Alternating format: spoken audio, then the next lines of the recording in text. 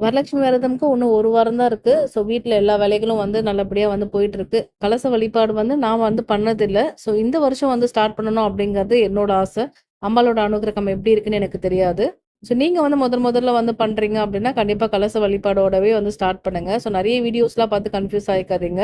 ஆ கலசம் மட்டும் எப்படி வைக்கணும் அப்படிங்கிறத மட்டும் வந்து தெரிஞ்சுக்கோங்க. மத்தபடி நீங்க வர சுமங்கலிகளுக்கு குடுக்குற பொருட்களா இருக்கட்டும், இல்ல அம்பாளுக்கு நீங்க பண்ண நெய்வேத்தியமோ, இல்ல பழங்களோ எதுவா இருந்தாலும் அது உங்களோட விருப்பம் தான். ஸோ எல்லாருமே பார்த்துட்டு நம்ம அதே மாரி பண்ணணுங்கிறது முடியாது. முதல் தடவ பண்ணும்போது சில தவறுகள் வந்து கண்டிப்பா நடக்க தான் செய்யும். ஸோ அடுத்தடுத்து அத வந்து பார்த்துக்கலாம். நீங்க அம்பாள் கிட்ட கேட்க வேண்டிய ஒரே ஒரு வரம் என்ன அப்படின்னு பார்த்தீங்கன்னா, இந்த மண்ணுல நான் இருக்கிற வரைக்கும் உன்ன நான் இந்த நாள்ல வழிபடணும் அப்படிங்கிறத மட்டும் கேளுங்க. மத்தது எல்லாமே வந்து அவங்க பார்த்து ஒரு குழந்தைக்கு என்ன வேணும் அப்படிங்கிறது அம்மாக்கு தானே கண்டிப்பா தெரியும். ஸோ, அதனால அந்த நம்பிக்கையோட மட்டும் நீங்க வந்து பூஜைய வந்து ஸ்டார்ட் பண்ணுங்க. கண்டிப்பா உங்க லைஃப்ல ஒரு நல்ல சேஞ்சஸ் கிடைக்கும். தாம்பூலம் பத்தி உங்களுக்கு நான் அடுத்த வீடியோல ஷேர் பண்றேன்.